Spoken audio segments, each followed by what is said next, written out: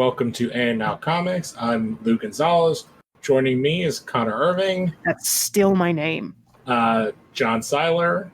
Was there like a new little doodad sound for like when you turn on the chat thing? No. No, That was the robot. It sounded differently. You broke the fourth wall, John. Yeah. And John Scott. Say my name. I don't know. I'm very tired. So we're going to open with me and Connor have not seen the WandaVision trailer, so we are going to watch it now. This so I'm is going to hit play, Connor. Okay. On a count? All right, on a count of 3. Okay. 1, 2. All right. I like it. The I Love Lucy, Bewitched thing. Oh, yeah. It's very cute. And like the practical effects. Oh, it's what's her name from that 70s show. Yeah. Yeah, I was happy when I saw it too. I'm like, oh wait, is that Kitty? Oh, getting a little that forward actor there. is a character actor in tons of stuff. Okay. Yeah, you probably got to the. Oh my god, I love him wearing the Halloween costume of his old costume. Right. Oh, and you know who that one character who opens their eyes is, right? I do. Okay. Yes. Cool. That is I can't remember. Monica Rambeau. Yeah, Monica Rambeau. She is one of the Captain Marvels of the comics. She's the kid in Captain Marvel, the movie. Yes. But in the comics, she's one of the other Captain Marvels. That looks as crazy as I want it to. And the mention of, like, kids makes me feel like that they are, especially with what's been going on in the comic side and stuff that they're doing where we're supposed to get Kate Bishop in a Hawkeye show that we don't know what's happening with. And Casey Lang being much more prominent, supposedly, in Ant-Man 3. Oh, that's another story we have to talk about, too. Okay. I wonder if they're setting up Wiccan and... Oh, shit. I never remember the other kid's name. Speed. Because, like, they have so many of the other Young Avengers. But, hey, new content that's coming out that... New Marvel Cinematic Universe content, finally. Yeah. Didn't they also announce someone for She-Hulk? Yes, Tatiana Maslany is going to be playing She-Hulk, Jennifer Walters. And they announced the directors of Miss Marvel. It ranges from the guys who did Bad Boys for Life, as a couple of the directors on the episodes, a documentarian, and I forget there was one more person. Yeah, and the showrunner is Pakistani, I believe. Yes. In Ms. Marvel. Which leads me to believe that She-Hulk and Captain Miss Marvel are ready to go in terms of production. Yes, and they've been talking to Tatiana Maslany for forever. I know her and love her. I've watched all of Orphan Black, and she's currently in Perry Mason. And there have been talks with her for a long time. She's also in the Tales of Arcadia universe on Netflix. She is one of the aliens on that show. She's fantastic.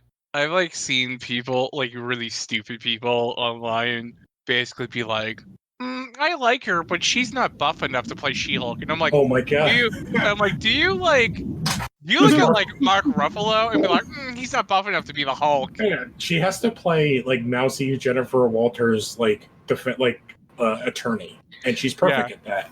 And she'll probably be helping Spider-Man out in Spider-Man 3. I could see that happening. Get that whole continuity. That would be really, because she's kind of a big-ish name. She's done. I think she was in an Oscar-nominated movie before Orphan Black, about Israel at some point, during one of the conflicts. I don't know. She's Canadian, Connor, and she's awesome. I'm trying to think because the other shows it's WandaVision, Falcon Winter Soldier, which we've heard nothing about, Hawkeye, which we've heard nothing about. And then the casting is She-Hulk, and then Ms. Marvel and are Loki. the shows. Oh, and Loki. I forgot all about Loki. There's a Moon Knight, and there's a... Yeah, well, Moon Knight's farther. Moon Knight's in the Ms. Marvel She-Hulk group. Loki's in the first group with... Yeah, I'll be completely honest. I think any kind of timetable for all these shows of when they are being made or the order that they're being made in is completely up in the air because of I'll tell you right now, they said that December was the rumor for WandaVision. Falcon and Winter Soldier as of now is 2021 because that had a couple days left of shooting before COVID hit. And Loki had just started when COVID hit. The other thing is all those shows were supposed to be direct tie-ins to some of the movies. So with Falcon Winter Soldier probably having ties to Black Widow, WandaVision supposedly having ties to Doctor Strange. Well, I think Falcon Winter Soldier has more ties to the post Endgame world and the results of the Shield being passed. Yes. Well, it's going to have that, and there was rumors that like it's tied to Black Widow. That like Yelena Belova would show up in the show, and then that Loki, and I think it was because Loki's like the Loki from Endgame, and so Doctor Strange. It was supposed to tie into Doctor Strange. Yeah. And that Wanda might be the villain in Doctor Strange, which is being directed by Sam Raimi. And there's one other show, which was the animated one, which is the last thing. Oh my god, I'm so bad for blanking on his name that just passed away. Chadwick Boseman recorded audio for it because it's T'Challa Star-Lord is his what if story. I can't wait for it. That's a great idea. Have we even recorded since he died? No, I don't think we have. Yeah. Man, so much bad shit has happened. Yes. It's been a real shit show. Yeah, 2020 can go fuck itself. I think 2020 is a watch at this point. Let's be honest. Man, you thought 2019 was bad. Yeah, buckle up. Yeah. I think is that it for like all the MCU stuff? Oh, and Kang is cast in the Ant-Man movie. Yeah, I was like, I saw Kang got casted, and I'm like, oh, like they already announced like the new Avengers movie, and they're like, oh no, he's in like Ant-Man 3. I'm like, okay, sure. Of all the movies for Kang to be showing up in, it's Ant-Man 3, directed by Peyton Reed. There's a lot of different rumors that like he may not be the villain. He may be kind of like the post credits, like Thanos kind of guy. That, or he may be like what Lawrence Fishburne was in Ant-Man 2, where he's kind of like supporting the villain. And there's also rumors that again tie into him possibly doing stuff with a young Avengers team, because Iron Lad, which is also Kang, was a member of the Young Avengers. Kang is so many people that Kang can literally be anyone. Yeah, that's the whole thing, because he's the descendant of Reed Richards, but uses Dr. Doom's technology, and then goes back in time to ancient Egypt and brings Apocalypse under his wing. And then at some other point turns into, and that's, is it Immortus when he's in ancient Egypt? He becomes Immortus in like, I believe in the far, far, far, far, far, far future. Yeah. And then at some other point he de-ages himself and becomes Iron Lad. Yeah, I think Immortus is like the oldest version of Kang and possibly the original version of Kang. Yeah, well, because both characters were made in Avengers comics and then connected way later on. Like the way people like talk about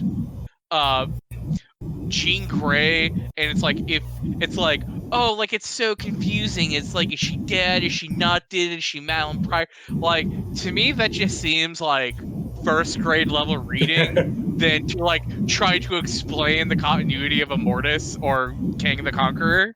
Yeah, which I do have to say, like, he was in the last Lego game as the big villain. So he has some recognition like with little kids who played that game. It's like also like really funny because like I remember the first time I ever read Kang, and it was like when I was reading Young Avengers, and I got to the end of like #1, and Ireland takes off his helmet and is like, it's like, my name is Kang, and I'm from the future. And it was like this big last page reveal. I remember reading it in my comic store, and I'm like, who's Kang? and the owner was like, oh, he's like an old Avengers villain. And I'm like, oh, okay, I guess.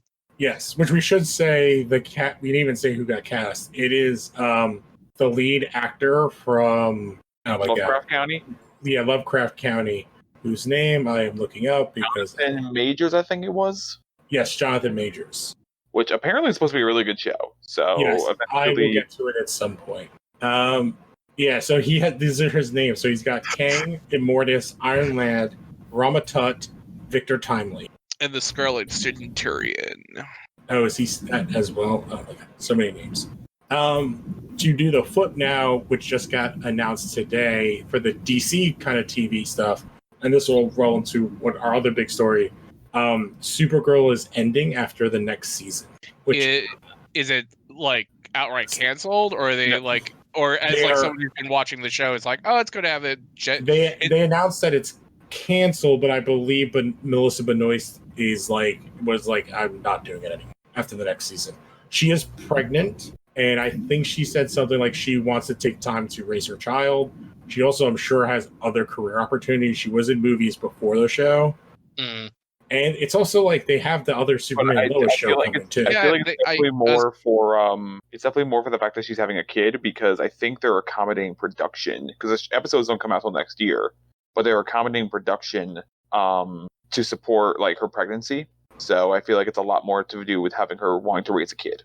Yeah, and it's also like how the show has kind of, with her character, there's only so much they can do, and it's like the same problem you have with like a Superman, where like in any of those overpowered characters, it's like how many like threats, like every single season threat has to be like world ending. I do think it's kind of crazy that we just got like the Justice League established in this universe, basically, and like now that's a big member that's going to be gone.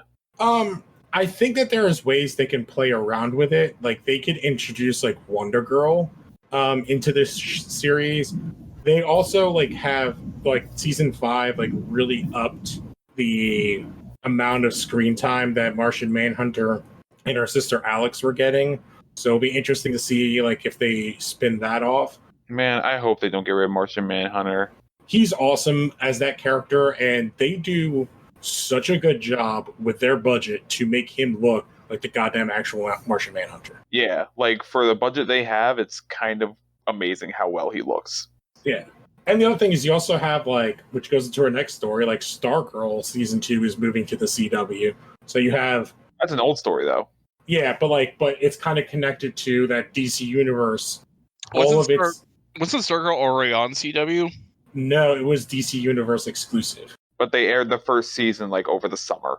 Yeah, like after.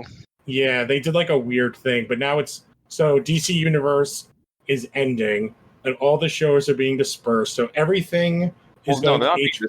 Yeah, they're going to HBO Max. Yes, yeah, everything is going to HBO Max except Stargirl, which is going to CW. And then Harley Quinn got a new season, which I'm very excited for. Lou, wait, hold on. I think the new deal is that all the news shows for CW that are like the 2019-2020 season going forward, all the new shows are going to HBO Max after they're done on CW. Oh, yes. That is also, which they already had with Batwoman, which is the goofy thing, because if you wanted to watch Crisis, you could watch 3 parts on Netflix, and then you'd have to go to HBO Max for the other part. But yeah, so all of the video content that exists on DC Universe, except for Stargirl, is moving to HBO Max. So as far as they have said, so that's all the old stuff, all the new stuff. Harley Quinn got renewed. I know Doom Patrol got a 3rd season because they had to end their 2nd season short because of COVID, which sucked because it ends on the ending is like, oh, there's probably like 2 more episodes left when it ends. And yeah, so like all that, which kind of makes more sense. And also maybe it's some sort of incentive for them to connect the other things that are going on at HBO Max into one universe. And then DC Universe is transitioning into DC Universe Infinite, which is totally not a bite off of Marvel Unlimited, and will be a comics service exactly like Marvel Unlimited, and it will have, so if you're a member, you get 6 months. New issues will become part of it after 6 months, which I think is the same as Marvel. And there will be DC Universe Infinite exclusive comic books as well. So I guess we all kind of called it like a year ago that this was going to happen. I think once they started like announcing like HBO Max and everything, I'm like, all right, cool. So HBO Max has their own DC shows. So then what's the point of DC Universe? I think that was the moment where the writing was on the wall. Yeah. I'm like, also it's just like, I don't know why there's so many like apps underneath one network umbrella. Yeah, like Paramount got rebranded to Paramount Plus. Oh yeah. So Which is- here's the list of the digital original comics: Aquaman Deep Dive, Batman Gotham Knights, Deceased, Hope at World's End, Harley Quinn Black, White, and Red, Injustice Year Zero, Shazam Lightning Strikes, Superman Man of Tomorrow, Swamp Thing New Roots, and Wonder Woman 84, and many more. I am very excited to read that Harley Quinn Red, White, and Red, or whatever that book is called. Red, Black, and Red. Black, White, and Red, yeah. Yeah. I've seen like a couple of the artists that they like announced for it, and like one of them is Erica Henderson, and I love to see Erica Henderson draw like a Harley Quinn short. Yeah. And so basically you're going to get the entire back catalog. And so if you were already, there's like a whole bunch of goofiness. So like if you were a DC Universe subscriber, you're basically just getting switched over. I think it's like $7.99 a month. And right now they extended to October 30th. You can add on HBO Max to your DC Universe subscription for $5 a month, which is a pretty good deal. It's $75 a year, and you get a $25 voucher a year and $10 a month to purchase from DC. I guess the DC store. I don't know. I guess it's more like we were just sitting waiting for this to happen, and it's more like, why did they ever make DC Universe a thing that wasn't just comic books when they were going to do HBO Max? It's almost like Warner Brothers doesn't know what the fuck they're doing. Probably what happens when you have a corporation where you have like a bunch of other different people running it, not talking to each other, and that's why you have to do a corporate restructure. Mm-hmm. Speaking of corporate restructure, if we wanted to get into Bethesda. Oh. Mm-hmm. Yeah, so... Oh, you want to jump right into it? Okay. I don't know, man. Like, if we have other comic shit to do, I was like, oh man, what a perfect No. segue. Now it's like, oh great, this is good. Now I can start talking. Yes, well, yeah. So the video game company that's like 20 minutes from. You're like, I don't want to talk about this comics bullshit. Like, I want to talk about some games. Video Yes. games. So Microsoft. Forget the show that's called And Now Comics. Let's talk about video games. I want to hear about what Microsoft just bought. Yeah, welcome to our new show, And Now Video Games. Microsoft. Wait, did you say Microsoft? I didn't stutter. I heard Microsoft. Yeah, That's the I name didn't stutter. of a different kind of thing. Yeah, so Microsoft purchased Bethesda's parent company for $7.5 billion 2 days ago. It was yesterday. And, because the pre-orders for the Xboxes came out today. Yes. Yeah, and it's been a dumpster fire. That is one hell of a dumpster fire from every angle. Oh, I have not even followed that. Yeah, no, it's a real bad time.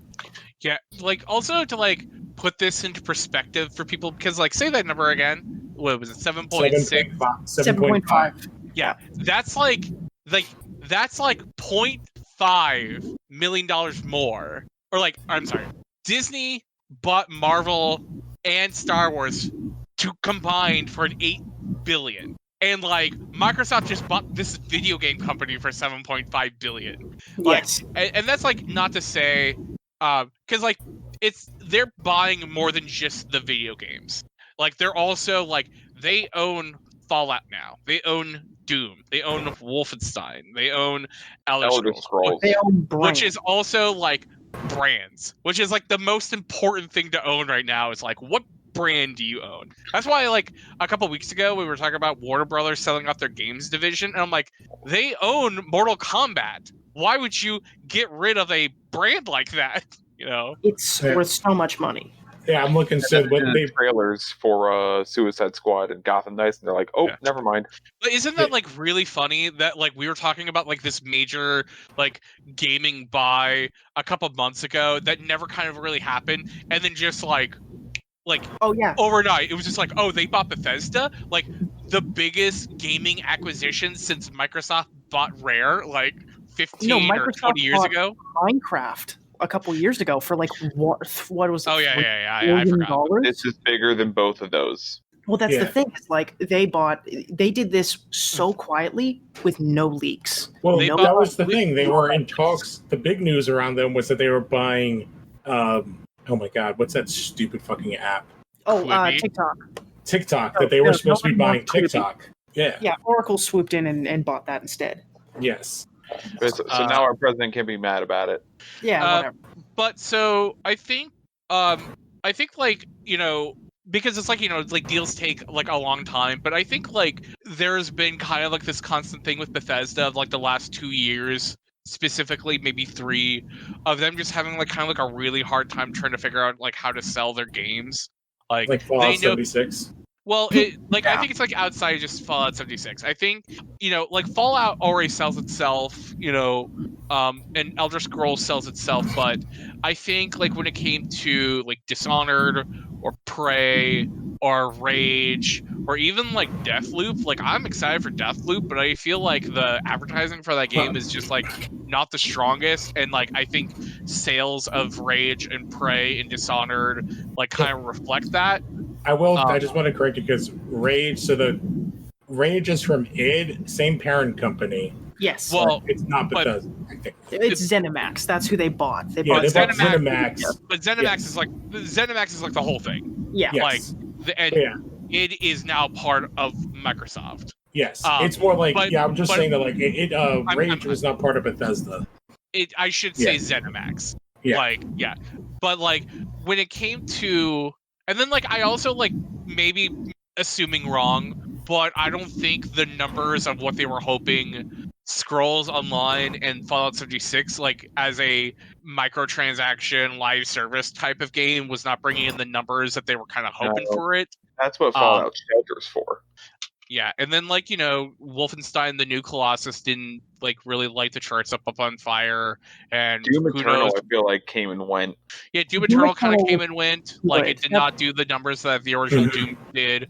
So like I think like it was like a mid-gang of a lot of little factors of like like hey, like let's just kind of like wash our hands of this, and Microsoft like needed a big get, and that's like kind of like the thing right now is like Sony and Microsoft are like looking at Well, it has always been the issue of the Xbox is that compared to Sony I feel like 2 generations ago the Xbox had the better like exclusives, and then the last gen was terrible.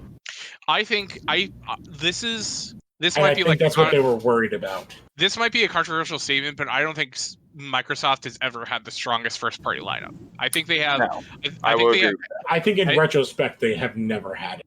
I think they have like a Halo, and they have Gears. Sea of Thieves now. They have a couple.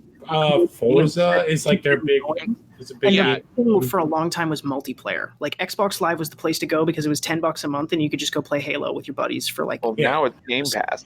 Well, now it's Game Pass, but like that's the transition to modern, where like a couple generations ago they killed it because they had the multiplayer, and then last generation PlayStation got it and they equaled out, and then Microsoft actually had to innovate and do something different, and that is where Game Pass actually came in and actually started changing things and allowed Wait, they kind of them and like the PlayStation and the Xbox diverged, where the Xbox turned into this more family machine, while the PlayStation was for like a kind of cultivated image of being for like a more hardcore gamer. And they also like killed themselves in the last gen of like how they opened up and all the bullshit of like everything when they initially announced it, plus their price point. TV. It's entertainment. It's movies. You can't the camera will watch you like all the time. I think Gears as a franchise is kind of like puttered out like a little bit. It has its hardcore fans, but it's kind of the same game every time. But I feel like it's like when like I remember when like Halo, like a Halo release kind of used to mean something, and like Halo 5 kind of came out and just kind of went, and like I don't really hear people kind of talking about it anymore. Like I remember like Gears used to be like a kind of a huge thing, and like Gears 5 comes out, and it's like a hit, but it's not like the 3 for each of them was the end. Like that's like Halo 3. I feel like was like the biggest it got, and I feel like Gears 3 was the biggest that got. Like I don't want to sound like a broken record, but like Microsoft hires pretty regularly out here for like the Coalition has an office out here, and they do a lot of offsite stuff for Halo.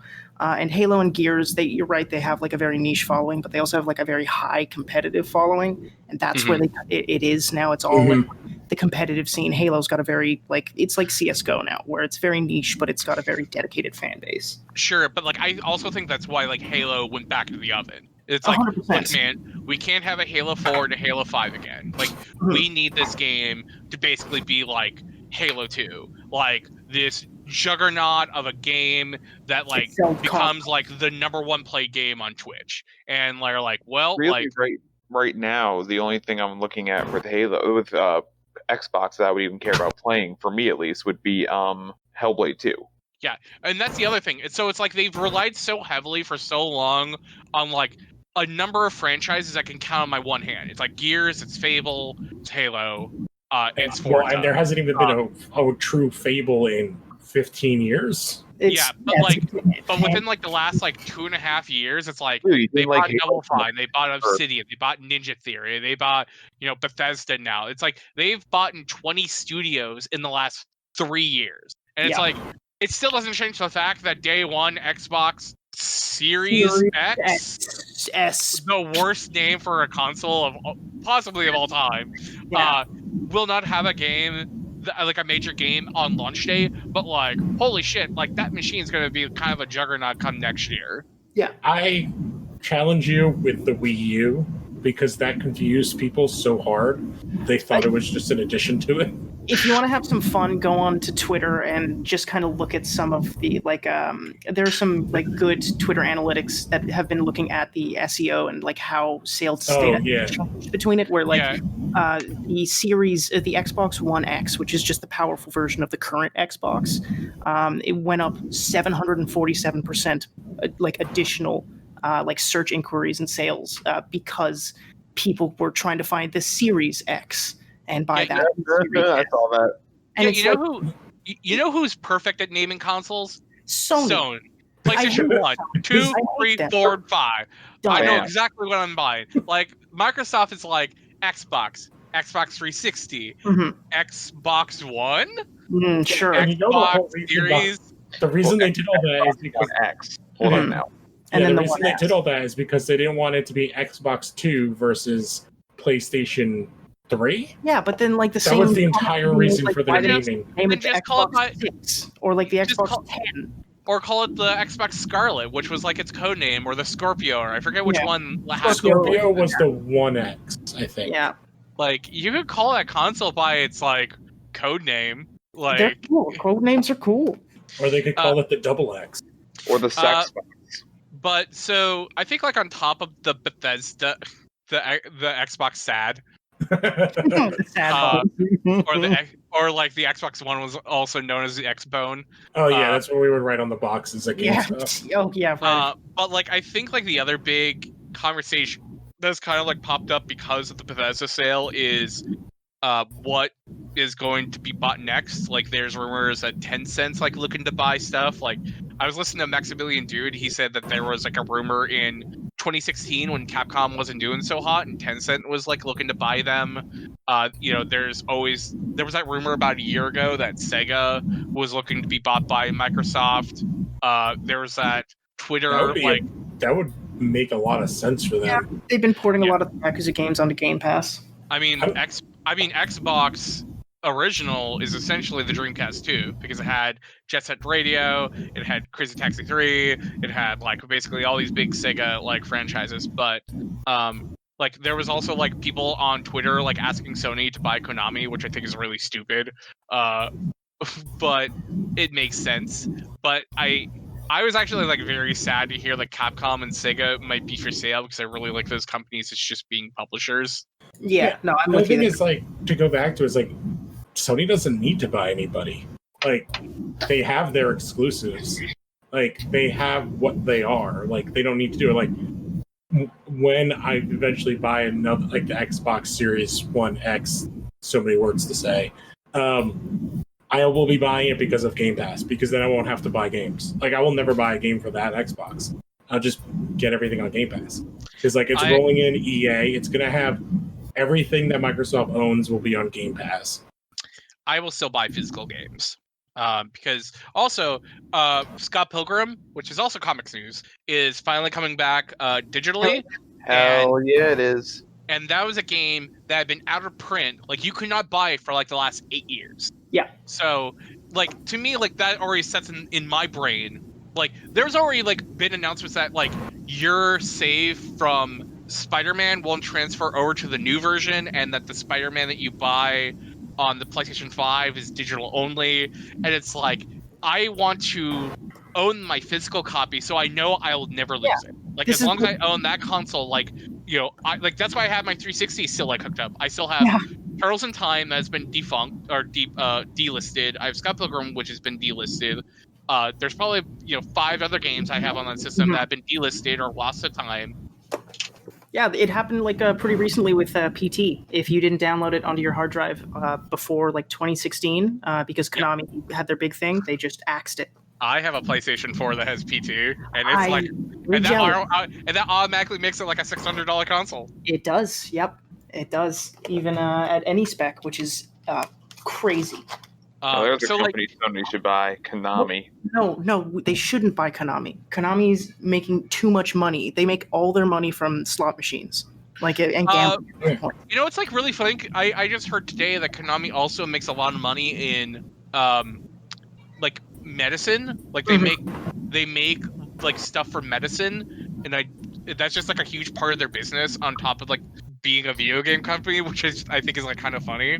Yeah, video games is just like a side hustle for them, and now that they realize that they're making more money in the pharmaceutical and casino business, they don't even need video games. They've just I think it's like also just like a lot of people who really kind of just like want a new Castlevania or want a new Contra, and not necessarily like Contra Hard Corps, what we just got, which was awful, or like a really bad version of like Metal Gear Survivor. It's just like, look, man, we just want a Silent Hill. That's it. Yeah, well, here's the thing. Then just give the Silent Hill rights and the Metal Gear rights to Kojima, and just let Kojima Productions go nuts with it. It's done. Or like, I think like also it's just like go like that Bethesda Ghostwire game looks really cool, and that looks like kind of like a Silent Hill-y kind of game. Yeah, like that's the thing is like because we haven't had Silent Hill, there have been other games that have kind of risen up in the place to fill that void, and they're fantastic. It wouldn't surprise me also if Kojima is still working with like Guillermo Del Toro like on a regular basis to like try and make something work.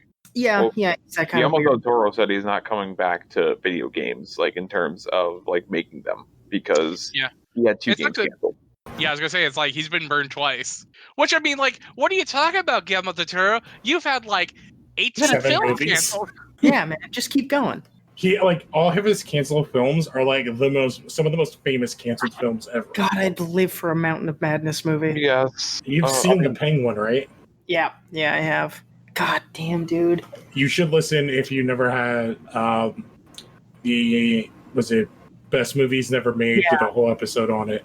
I mean, I know we're getting a proposed Richard Stanley now trilogy from Spectre Vision, but still, give me that Guillermo movie. Yeah, I just want Guillermo's take on like eldritch horror or cosmic horror, I should say. I'm surprised that he didn't like pull for that after that Oscar win. Oh no, dude, he's doing his own thing. He's like making weird stuff at way to digital. He's doing a Pinocchio movie for Netflix. I'm like super happy that movie actually is getting made, because there was like a time where there was a good chance it would not have happened. But it's also co-written by Patrick McHale, who is the curator and writer of Over the Garden Wall. Oh, sick. So it's like, like the story and the feel of an Over the Garden Wall with Guillermo del Toro doing like a scary ass stop motion, like produced by Jim Henson Company. Oh, that sounds cool. Okay, I take back my words. I'm all in for that. I'm so happy that's getting made. But yeah, that was like one of those Guillermo del Toro movies that like could not have happened at one point. Are there any other news stories that we want to did anyone get a PlayStation 5 or an Xbox? I did not. No, I'm waiting. I did not get an Xbox. I did not get a 3080 or 3090. Yep, I'm waiting to sell my extra copy of Super Mario 3D Adventures or whatever it's called. Mm-hmm. Yeah, when it eventually becomes. I bought mine. And I like realized that Super Mario 64 is a bad game. Yeah, it's got some pretty bad camera controls. Yep. I feel like it's famous for that. It's like really funny because I did like a big replay of Banjo-Kazooie maybe like 2 years ago, and I actually really like the game more now than I did as a kid. And I was like, man, this game is actually like really fun and it really holds up, and like the cameras are great. And then I started playing like Super Mario 64, and I was like, man, this game is like really fun. Like, why did I never beat this as a kid? And then you get to the second set of levels, like, and you go to like the lava world or the desert world, and I'm like, oh, this is why I never beat this game, because the camera is fucking ass. It's garbage. It's like so incredibly bad, and it's like I'm still playing through Super Mario 64 because I kind of want to beat it, and then move to Sunshine and Galaxy, which I've never played. But it's I'm like really playing Galaxy right now. Yeah, like it's very much testing my patience, and I'm like, I might just tap out and just move on to Sunshine. Yeah, that's totally fair. Sunshine is frustrating for other reasons. Well, like I know Sunshine, like I mean, watching Game Grumps Sunshine playthrough, I know that game famously has some very bad physics, and I'm kind of hoping they would have fixed that for a new release, but I do not give it like much hope. Here's the thing, I love it. I love the whole collection. Is it Nintendo doing the absolute bare minimum? Yes, it is. Oh, because they're not even updated or anything, right? No. Emulation, and that's why. That's where I loved when I can't I'm remember kind of getting mad at him. Who I saw like post meme. It's like PlayStation gives you completely remastered all of the Crash Bandicoot for like $25. It's like $60 for like emulated versions of these three Mario games.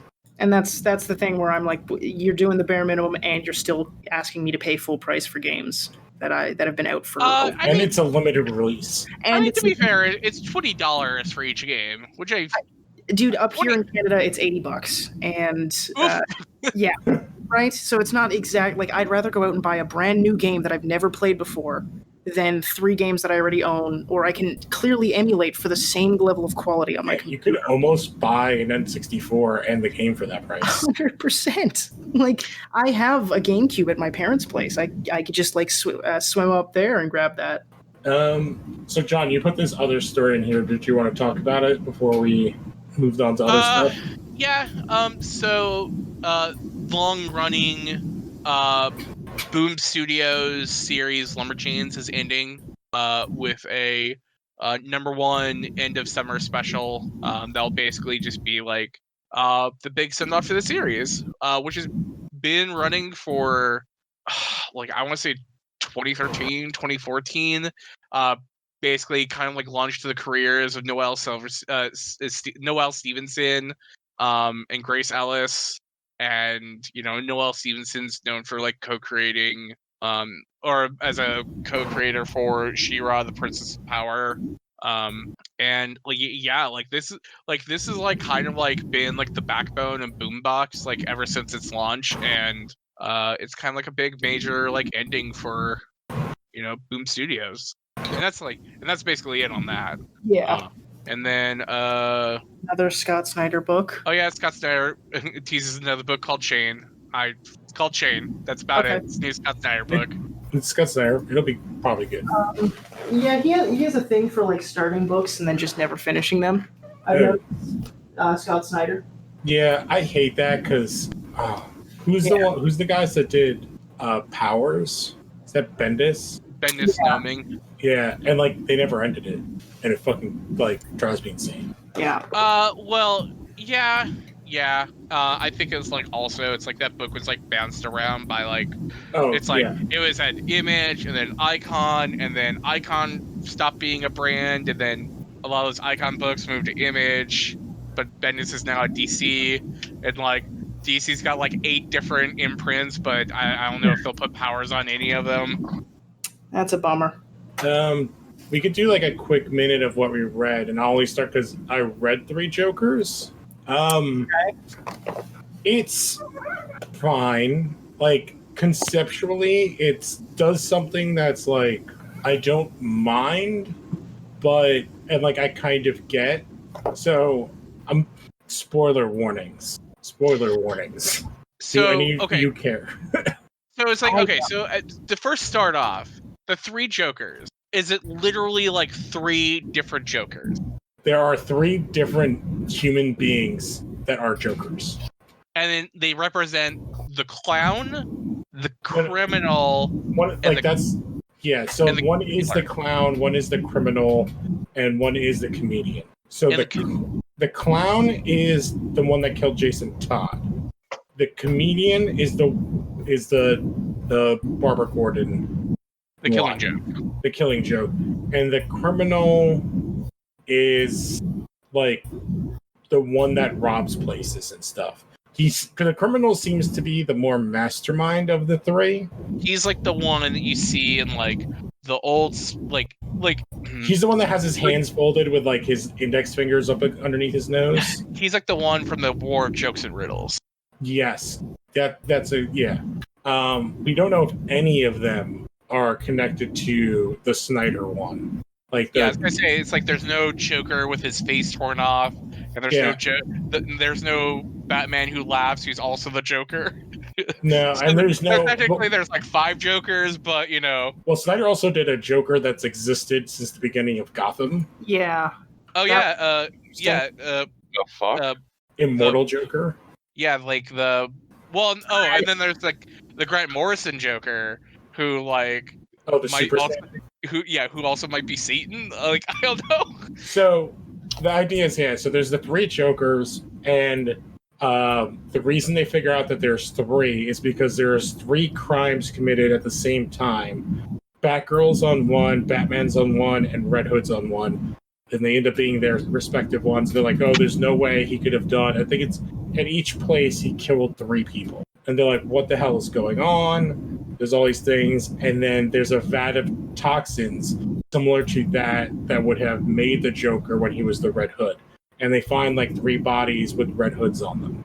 And what's kind of revealed is that one of them, which is probably the criminal, or maybe not, is the original Joker and has been taking people and putting them in the toxin, like the Ace Chemicals acid or whatever, to make a more improved Joker.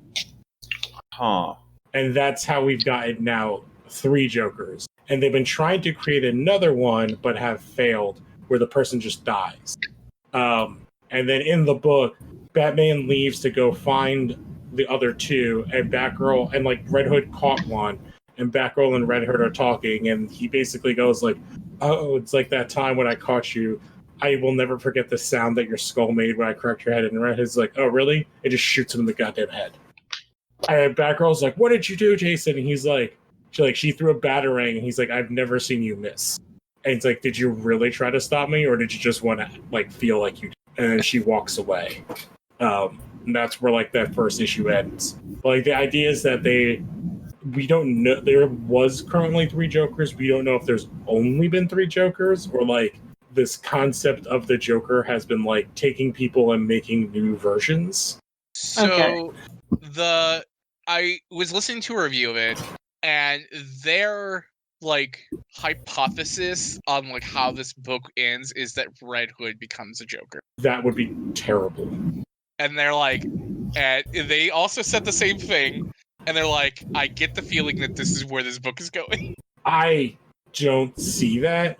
I see this as a way to clean up continuity, and there to be like another Joker, like the other 2 get killed, and the original one, quote unquote, for this story will be revealed as like the prime Joker, and then that'll kind of clean up the kind of weird rebirth continuity of including some New 52, some like pre-New 52 continuity stuff, and kind of explain away all this like, oh, well, Joker killed Red Hood, and Joker did all this stuff in Killing Joke that was not supposed to be in continuity when it was written. Like, this feels like them trying to fix things and picking up. This also feels like they are picking up pieces that were supposed to be put together years ago. They got like fucked over because someone's book wasn't in on time ever for 2 years, and this is what we get. Like, it feels entirely out of place. It feels like like a continuity fix for a continuity that they themselves like did. Like, I didn't think there were 3 Jokers until like Jeff Johns like announced a book called The 3 Jokers. It's And he's like, did you ever like wonder why why Joker is so different in certain times? Like, no, because I mean, if there's like 3 Jokers, that means that there's also like 3 Batmans. Because you also telling me like the Batman of like the old pulp comics and the superhero-esque Batman and the Batman who's also a detective are all 3 different, are the same person? Are we gonna get into the Jokerverse? Is that what you're telling me? Okay. But the thing is, like, somebody fixed all that continuity like a decade ago. His name was Grant Morrison. And we kind of got all that stuff figured out. And he made it all work. Like, he did stuff and like played back to stuff from like the 50s. And it worked. Like, I know there are like people who really like Jeff Johns. And I've been like the one guy who's just been like the Jeff Johns hater. But it's just like, it honestly just like, Can't he just like leave stuff alone? It's like, does he really need to do Doomsday Clock? Does he really need to do 3 Jokers when like no one asked for this? I will say there are Jeff Johns stories that I like. They're from 20 plus years ago. Exactly. Yes. Okay, like any of the stuff that he's really done, because like this all started with Apocalypse War, which I believe he was writing Justice League at the time. And it's a throwaway line when Batman's in the Mobius chair, when they turn all of the Justice League into gods, but then ignore all that shit. That! Yeah, because Batman's in the Mobius chair. Superman gets the Omega powers, and Wonder Woman becomes the God of War, which was awesome because it was during Gail Simone's run, I think, on Wonder Woman. I feel like that Justice League run was like a decade ago. It was legitimately like 4 years ago, if not. And it honestly, it feels like a plot point that's he like left for people to play with, and no one did. And so he's I don't even remember if it was Rebirth or New 52. If it was Apocalypse War, it was before Rebirth. Okay, so it's from New 52 time, which is how long ago that was. So they could have just ignored it. But yeah, like everything that's like all the issues with like the DC stuff in the last like 2 years, like continuity-wise, all stem from Johns' books that were supposed to change things, and now they are meaningless, except for dumb shit that like. And the only person who plays with any of it because he just doesn't give a shit anymore is Snyder, and he's the only one doing anything interesting with Wally. Mm-hmm. Which Wally is now a speedster with Dr. Manhattan's powers on the Mobius chair also, I think. Which is also like something I did not need. It's but it's like, hey, we can't just like let Wally West be the Flash because we can't have 2 Flashes, so we gotta make him like a murderer. And it's like, wait, no, we gotta put him in the Mobius chair. Oh my god. Yeah, they still have not like goddamn Roy is still dead. Roy Harper is still goddamn dead. Like at least and isn't they've been fucking with Roy for too long. It's like he's better off dead than he is alive. Do you even know what's going on with Dick Grayson, or what has been? I have not been reading Nightwing. Yeah, Rick Grayson, you mean? No, he's no longer Rick Grayson. He got mind-washed by, first it was the Court of Owls, and then the Joker took over, and now he's the Joker's number 2 in his book. Wait, what? Yes, so Joker is running around with him. What's the new girl's name? Punchline? And a, like, masked number 2, which is Dick Grayson, who is also in the 3 Jokers books. Like, all of this is also in that. Can't they just like let Batman and his family just be the Bat family? Like, and that's the other thing with like Dick Grayson is it's like they've been also like trying to fuck with him for like the last 15 years. Like I remember when they were like trying to kill him in Infinite Crisis. Well, yeah. It's because all this stems from. By the way. Yeah, this all stems from the old guard, which is Johns and Didio, who's not there anymore. Like, all this stuff happened with, like, them in charge. So maybe stuff will change with the new guard that's in there.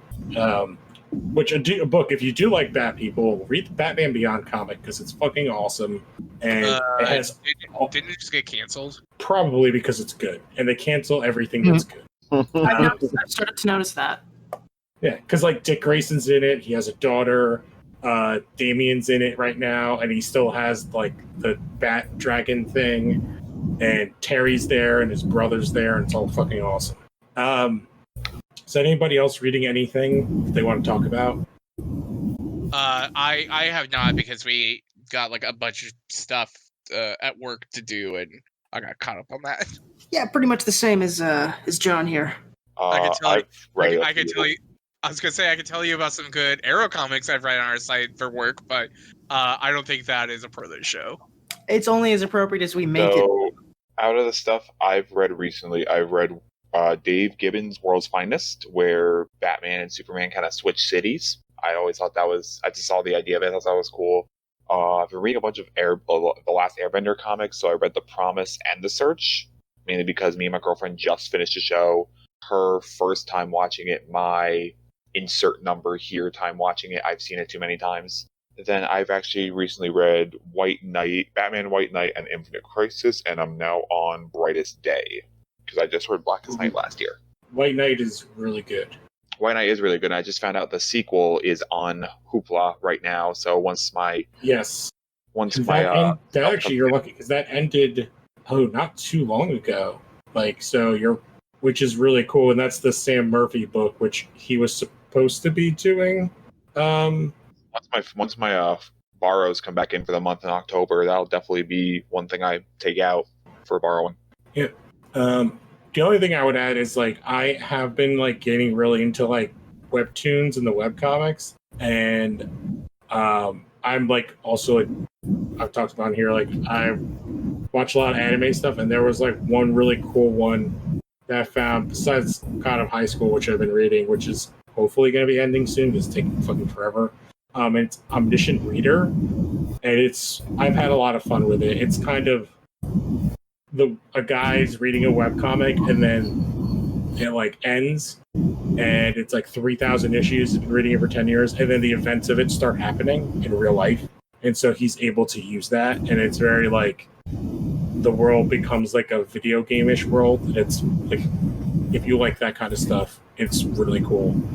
And God of High School, I could see them adapting it soon. It's I'm pretty sure it's pretty popular on Webtoons. But do we want to talk about the book and stuff that we read? I don't know if anyone besides me and Connor read. I read it. I read it. I read both. I read one and two. I read number 1 and number 2 in terms of the. Yes, those are the only ones. I didn't read the third one because I didn't recognize any of the names. But we read Rocketeer. I'm trying to look at Rocketeer Adventures. Yeah, Rocketeer Adventures Adventures 2. Mm-hmm. So this is Adventures 1 and 2. Oh, okay.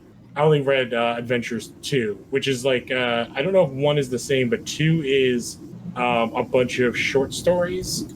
It's 3 issues. It's a bunch of short stories and so I think it came out in 2012. So big names at the time, and some people who are not as big names that became bigger names.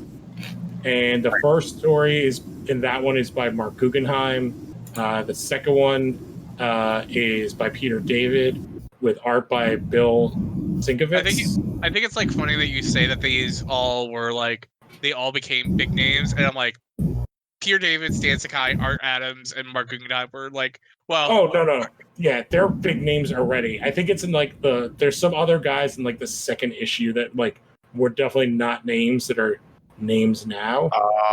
I'm gonna disagree with that because Paul Dini wrote a story. Yeah, we'll get to when we get to issue 2. Yeah, but the names in the first issue are huge, and I really love the first comic, the Guggenheim comic story with the little kid kind of yeah, it's super cute. Yeah, and the parent, I thought this one was okay.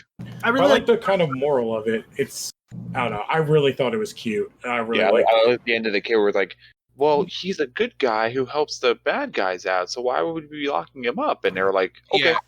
So basically, this story is the Rocketeer is flying over. He's fighting some fighter pilots.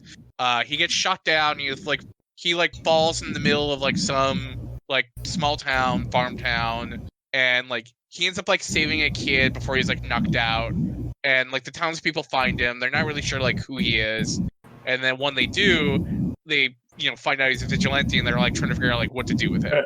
Can I just pause? Like, one of my favorite parts is like the doctor comes in, he's like, I guess he's got himself a concussion. Best let him sleep it off. That's like the opposite of what you're supposed to do if you have a concussion. Yeah. But yeah, like everybody comes in, and then the priest is who comes in and says like, oh, he's a vigilante. His name is the Rocketeer. And then it's like there's the priest, the doctor, the sheriff, the dad, and then another guy.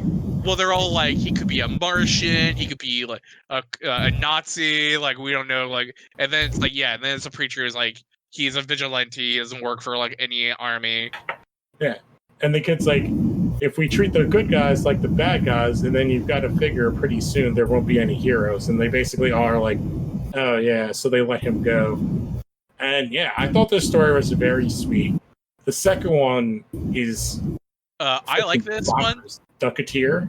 Yeah, it's because it's basically Duck Dodgers. But he's the Rocketeer. Except for it's I'm genuinely surprised that Warner Brothers never took advantage of this.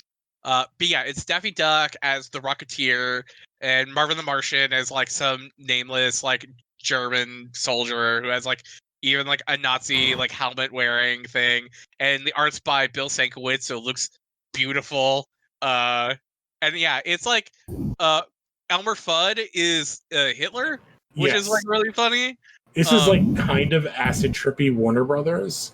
Yeah, it's Bill Sienkiewicz. Like I think it looks good, but like it's awesome like, looking. But it's like one of those art styles I know like certain people just like do not like. It's like very watercolory, and I dig it. And the whole entire hook of it is that it's like an animated short before like an Abbott and Costello. Yeah, in the Bucketeer. Yeah.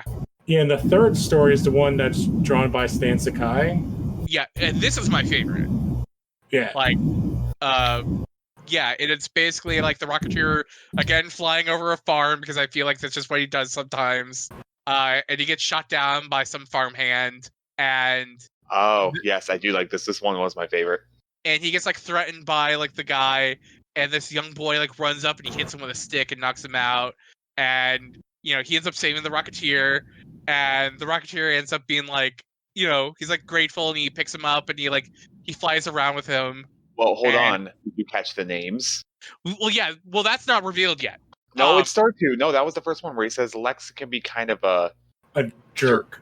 A jerk. Bad apple. Yeah, Pa always said Lex is a bad apple. Yeah, you're right. Yeah, and this boy's wearing a red shirt and blue pants. And this old couple, who's his like mother and father show up, and he's wearing a cape. He's flying around. He's like, I flew.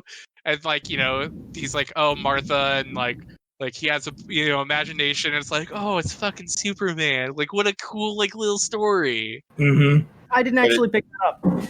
But it's not. It's not really Superman. It's like, what would happen if Clark was just normal and Ma and Pa had an actual kid?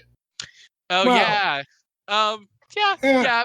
I kind of see it as like it's like he doesn't know he has powers yet, kind of thing. Superman, and like they can get away with. Also, the cover art is by Darwin Cook. There's like 3 covers, but the Darwin Cook one is phenomenal. And then each issue ends with like a pinup.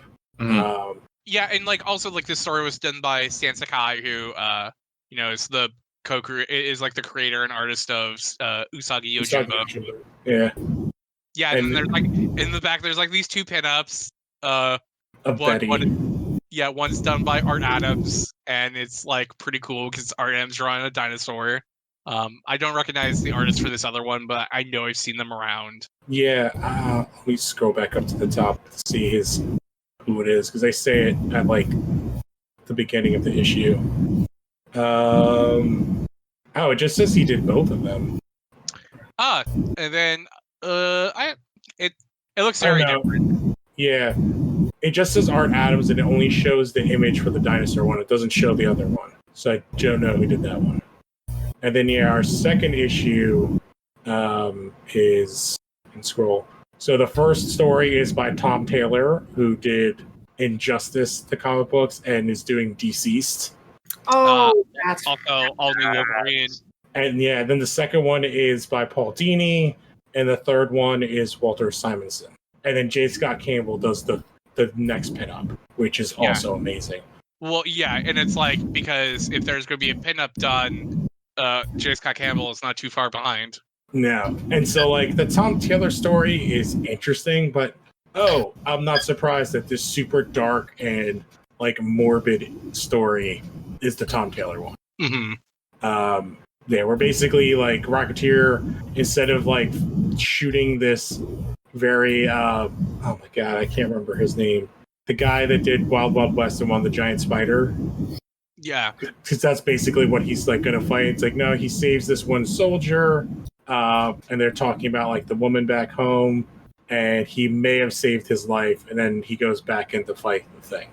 That's my second favorite story behind the Clark Superman reveal one. I just think it's really hard. Like, it kind of humanizes the war. Not the war, but the Rocketeer itself. Like, you never get to see him, like, during the war. It's always, for me at least, again, being exposed to the movie, it's always been beforehand. Yeah. See, I like the Paul Dini one, which is the next one, a lot. Like, I like how goofy and funny it is. But I love that the Sakai one is, like, awesome. But the Dini one is, like, I like the art. It's very much, like, kind of like that. It's very Archie-esque to me. Archie meets Batman TAS, obviously. Yeah. And so, like, yeah, Betty's, like, filming a movie, and, oh my god, Cliff is, like, working on stuff. And so he puts on his rocket, and he's going to go check her out because he's worried that she's going to hook up with some actor. And then he's going to get jumped by this alien-looking creature, but ends up being another actor who's like, I didn't want you to blow the shot. We have no money. And then he's like, oh, he just thinks he's another actor. And they go and they see. He basically finds out that, like, Betty is being like, he has nothing to worry about. And he's kind of being a dick for even being there. And then the shitty kind of studio thing, they set up this explosion and it's like going to burn down the whole set. So the Rocketeer saves it, but Betty doesn't see him. And then we get this awesome, like, they're watching the movie and her scene's basically cut and she sees that they filmed him. And she's like, you spied on me. And then she throws her soda on his head. I don't know. I liked, especially after that other heavy story, I like this, like, kind of goofy fun one. Yeah. And the next one I thought was really good too. This one is probably my second favorite. The Simonson one? Mm-hmm. Yeah. Which is cool, and I love the art in this one too. It's like, this is more of like the art I was expecting for this. Like, I like how it's kind of sepia tone and like very heavy, like black ink on everything. Mm-hmm. And I like that he rescues the dog. Yeah, it reminds me a lot of like Superior Foes or like the Hawkeye book. Oh yeah, I was gonna say, like, it's kind of like old school Captain America, like Spider-Man-y, like rescuing somebody on the street, just jumping into action.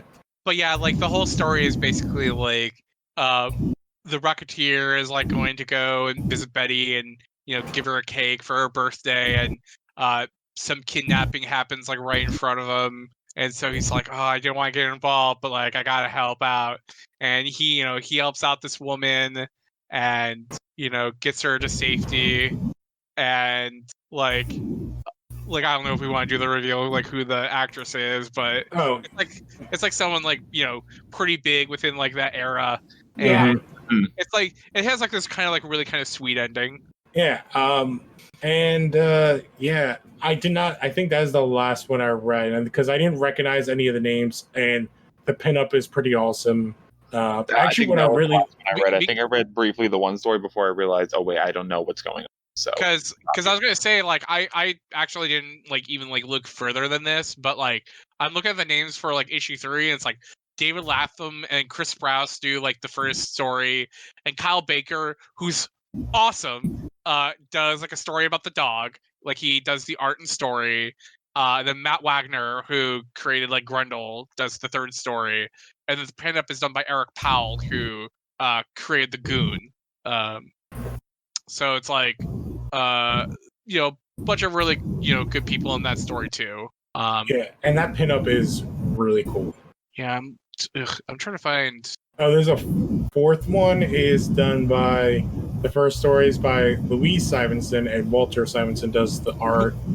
Who Louise Simonson's great, and it's like the Simonsons like doing like a Rocketeer story sounds pretty a baller, and then like J Bone doing like the art for the second one, like, and I like J Bone's art. Then John Byrne and J Bone do Byrne writes and draws like this third story. Yeah, and they're pretty cool. I know I flipped through them, but like, oh, here this ending thing has like all this stuff. So the first pinup was Arthur Adams, J. Scott Campbell, Eric Powell, and J.K. Snyder III did the last one. So yeah, that one pinup they don't even name. It must be someone. Oh well, I guess we'll never know. Yep. But yeah, so talking about like Rocketeer was created in I just had it up. 82 was his first appearance, and it's basically like it was created by Dan Stevens. He worked as a storyboard artist for Hanna-Barbera and some other studios. He worked on Super Friends and Godzilla Power Hour. And then he was asked by Spielberg to create presentation for Raiders of the Lost Ark. And he also storyboarded Thriller, the music video, and did production design for the Victory Tour for Michael Jackson. And I think you can see a lot of like the Indiana Jones pulp era stuff in the Rocketeer comics. Obviously, we read like a modern interpretation of his work. But it's like a pretty simple story. Like it's just like Cliff Secord's like a stunt pilot, and he gets this mysterious jetpack, and he basically goes on adventures with it. And it's not steampunky, but like I don't know, because it's like pinup era. Like it is like it's like 50s, like 40s, 50s, and this like nostalgia. I don't know what you would call it. It's there's a poster that actually I think describes from the movie like what you would call it. Yeah, or like the era kind of thing. So the art style for the teaser poster was Art Deco. Yep. Oh, and Cliff's girlfriend is straight up ripped off Betty Page, which is pretty obvious if you're looking at the I was going to say the first pinup is obviously Betty Page. Yes, which he openly acknowledged, and it helped revitalize like her like nostalgia for her, and Betty Page openly acknowledged it, and her and Stevens became friends before she passed away, and then he passed away in 2008 from leukemia. Yeah, so basically, yeah, it has like the easiest origin story, which they do in the movie we're gonna watch, which is like stunt pilot finds magical device and becomes awesome. And I'm gonna warn you guys, everyone who's listening right now, just like The Mask of Zorro a couple weeks ago, this will be pretty high on my list. Oh my god, yeah. The film has like unironically rules, and I watched it like 6 months ago for the first time. It. That's the thing. And I wish I would have waited until now to watch it for the first time.